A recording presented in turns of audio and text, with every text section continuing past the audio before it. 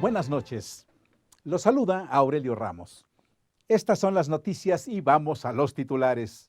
Ordena juez indagar si Peña Nieto y Mid están vinculados con estafa maestra. Rosario Robles, presa. Acudieron al Palacio Nacional Mid y José Antonio González Anaya. En puerta nueva denuncia contra Robles, ahora por contratos por 800 millones de pesos. Alerta a la Defensa Nacional. Hay 1.667.000 armas de fuego fuera de control. Estos son los detalles de la información. El expresidente Enrique Peña Nieto y el exsecretario de Desarrollo Social José Antonio Mid fueron enterados de las irregularidades en el manejo de 5,000 millones de pesos dentro de la llamada estafa maestra. Esto aseguró al juez que conoce del caso, la ex titular de la Sede Sol Rosario Robles, a decir de su abogado. Robles ya está confinada en el penal de Santa Marta, Acatitla. Un juez vinculó hoy a proceso a Rosario Robles por uso indebido del servicio público cuando estuvo al frente de la SEDATU y la Sede Sol y ordenó 2 meses de prisión preventiva justificada en el penal de Santa Marta, Acatitla, para que se concluya la investigación complementaria. Tras una audiencia maratónica de más de 12 horas, el juez de control, Felipe de Jesús Delgadillo Padierna, determinó aplicar el delito como agravado por haber sido continuo en prácticamente todo el pasado sexenio. La Fiscalía General de la República imputó a Robles como responsable por comisión del desvío de más de 5,073 millones de pesos en contra del erario. El agente del Ministerio Público Federal solicitaba 6 meses de prisión preventiva justificada, argumentando riesgo de que la exfuncionaria se sustraiga de la justicia por no haber demostrado arraigo en la Ciudad de México, entre otras razones. Con voz entrecortada por sollozos que intentó disimular, Rosario Robles Berlanga pidió al juez seguir el proceso en libertad y no en prisión justificada. El impartidor de justicia le dio un plazo de 2 meses a la FGR para la conclusión de la investigación complementaria y en caso de necesitar más tiempo, podrá solicitarlo. Rosario Robles Berlanga ya ingresó al reclusorio femenil de Santa Marta, Acatitla. El ex candidato presidencial del PRI, José Antonio Mid, y ex secretario de Hacienda, José Antonio González Anaya, acudieron al Palacio Nacional. Versiones extraoficiales señalaron que se habrían reunido en un desayuno con el secretario de Hacienda, Arturo Herrera. Sin embargo, este funcionario, Herrera, disipó la especie. Quizá acudieron a hablar entre ellos, dijo con sorna. Solo horas antes, el juez federal Felipe de Jesús Delgadillo había pedido indagar si Mid y el expresidente Peña Nieto tuvieron participación en la estafa maestra. La Unidad de Inteligencia Financiera de Hacienda presentará una nueva denuncia en contra de Rosario Robles por la suscripción de 105 convenios con universidades por un monto de más de 800 millones de pesos. Así lo adelantó el titular de esta unidad, Santiago Nieto. Dijo que por ahora se está en el análisis de la información con que se cuenta. Aclaró que los 105 convenios referidos son adicionales a los que ya habían reportado la Auditoría Superior de la Federación y la Fiscalía General de la República. Y el presidente López Obrador, al referirse al caso Robles, consideró que es un logro el que no haya impunidad y exista un auténtico Estado de Derecho, no como antes dijo. Hay en el país 1.679.884 armas de fuego fuera de control. Esto lo señaló el secretario de la Defensa, Luis Crescencio Sandoval. Amy Arriaga tiene la información. El secretario de Defensa Nacional, Luis Crescencio Sandoval, reconoció la existencia de 1.679.884 armas sin control en el país. En conferencia encabezada por el presidente Andrés Manuel López Obrador, realizó un comparativo de cifras sobre el número de armas que han ingresado ilegalmente a México y las que han sido decomisadas. El titular de la Secretaría de Defensa abundó en que en los últimos 10 años, de manera ilegal, han entrado a nuestro país 2 millones de armas. En promedio llegan 200,000 armas sin documentación exportación cada año. Entre 2009 y 2019 han sido recuperadas 332.689, 193.413 fueron aseguradas y 139.276 fueron donadas en la campaña permanente de canje de armas. Entonces nos faltan por recuperar 1.679.884 armas, estimó el general, y precisó que la cifra corresponde a las armas traficadas ilegalmente y las que tienen reporte de robo o extravío. Detalló los países de origen e indicó que el 70% de estas provienen de Estados Unidos, en específico desde los estados de Texas, California y Arizona, mientras que el 30% proceden de España, Austria y otros países. Sandoval explicó que los principales puntos fronterizos de tráfico ilegal son San Diego, Tijuana, El Paso, Ciudad Juárez, Laredo, Nuevo León, McAllen, Reynosa, así como Brownsville, Matamoros. Resaltó que contrario a lo que se señala, la venta de armas en México no se está haciendo de forma indiscriminada. El secretario agregó que de 2009 a 2019 han ingresado legalmente al país 469.737 armas, que llegaron a manos de Fuerzas Armadas de Seguridad, gobiernos estatales, así como personas físicas y morales con permiso de portación. Apuntó que desde el inicio de la administración de López Obrador se están realizando exhaustivas revisiones en todos los puntos fronterizos del país y hemos tenido avances importantes, dijo. Para Crónica TV, Amy Arriaga. Saludamos a Stephanie Castañeda, quien tiene más información. Adelante, Stephanie. Muchas gracias, Aurelio. Es un gusto saludarlos. Y en otras noticias, en el presupuesto de egresos de la Federación para 2020, el Impuesto Especial sobre Producción y Servicios, el IEPS, por sus siglas, tendrá modificaciones para generar mayores recursos. Este anuncio fue hecho por el presidente de la Comisión de Presupuesto de la Cámara de Diputados, el morenista Alfonso Ramírez Cuéllar. Se trata del impuesto que grava el tabaco, alcohol, bebidas azucaradas y alimentos no esenciales con alto contenido calórico. Añadió que los ingresos que tal modificación reporte se destinarán al sector salud. Si bien el presidente de la República ha descartado un aumento de impuestos para el próximo año, Ramírez Cuéllar adelantó que el IEPS deberá ser actualizado en beneficio de los sectores de más bajos recursos. Investigadores de la Unidad de Genómica Avanzada del CINESTAP, el Centro de Investigación y de Estudios Avanzados del Instituto Politécnico Nacional, ubicaron a Michoacán como la posible zona de origen de domesticación de las diversas variedades de la chía. Lo consiguieron a partir del análisis de los transcriptomas, es decir, del conjunto de moléculas de ácido ribonucleico del ARN. El estudio fue encabezado por Angélica Cibrián Jaramillo y además identificó las cualidades de cada una de las variedades de este alimento prehispánico. Mediante un video, el cártel Jalisco Nueva Generación declaró la guerra al cártel de Juan José Farías, el abuelo.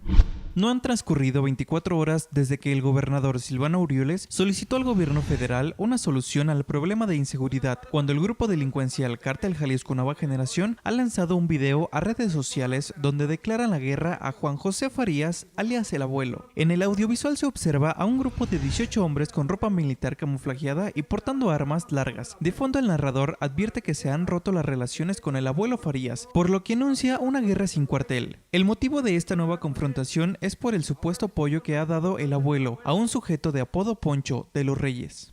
Buenas tardes a todo el pueblo de Telpacatepec y sus alrededores. Somos el Cártel Jalisco Nueva Generación del señor Mencho. Les informamos que el pleito no es con el pueblo. Nosotros vamos a pelear en contra del abuelo y de todo aquel que levante un arma a favor del abuelo. Y para que sepan, el pleito con el abuelo surgió por apoyar a Poncho el de los Reyes, porque el pleito no era con él. Ahora sí es en contra de todo el cártel del abuelo.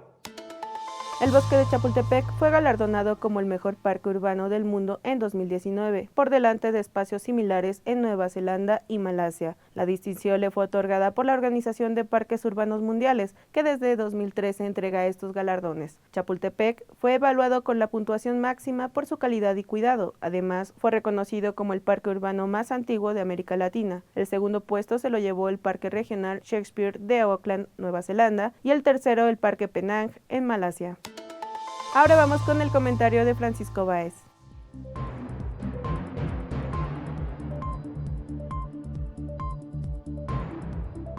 Se acerca el mes de septiembre y con él vuelve a trabajar la legislatura completa y también allá habrá de discutirse qué será del presupuesto para el 2020. Por lo tanto, también tendrá que discutirse el asunto fiscal. Aquí el gobierno de López Obrador tiene una de tres. O no lleva a cabo de manera completa sus programas de apoyos sociales o continúa con los recortes tremendos al gasto, esta austeridad suicida que ha generado problemas en rubros como cultura, salud, incluso educación, o aumenta impuestos. De hecho, la tercera opción es la más racional y ya están trabajando algunos diputados de Morena en ello. No van a decir que aumentan los impuestos, sino que hay un ajuste. Y lo lógico es que se trabaje sobre todo en el IEPS, es decir, estos impuestos especiales para determinados productos que se consideran ya sea de lujo, ya sean nocivos. Típicamente los impuestos al tabaco, al alcohol, a las bebidas azucaradas en extremo, a la comida chatarra. Se plantea que con impuestos a estos productos podría un poco cubrirse el hueco que sobre todo en el sector salud se ha tenido a la hora de ejercer el presupuesto público. Me parece bien porque con la salud no se debe de jugar, debe ser lo prioritario. Y aquí el humor en el cartón de Falcón. Cambió el traje Chanel por la moda a rayas. Y para colmo, su antiguo protector se transformó en un avestruz con la cabeza en la arena. Ahora vamos con la foto del día. El presidente de la República abanderó a 184 atletas que participarán en los Juegos Panamericanos de Lima y anunció que también tendrán apoyos económicos. Eso es todo por mi parte, muchísimas gracias. Gracias, Stephanie. Continuamos. Simpatizantes de Macri han configurado una aguda crisis económica y financiera en la Argentina. Al regreso del corte le hablaremos de este pataleo electoral. En Crónica, nuestra prioridad es México y sus valores. Creemos en un periodismo honesto y verdadero, de utilidad real para la sociedad. Por México, en Crónica cumplimos 20 años haciendo llegar día con día la noticia hecha diario. Para mí el premio Crónica es una distinción especial que se hace de reconocimiento a la labor realizada por muchos de nuestros científicos y académicos en este país. El número 10 es mágico y les deseo que sean otros 50 o 100 años más. Celebramos la 10ª entrega de los premios Crónica. Tal como ya le adelantábamos, en Argentina, el gobierno de Mauricio Macri fue aplastado por los electores. Pero el poder económico ha generado una aguda crisis financiera y monetaria.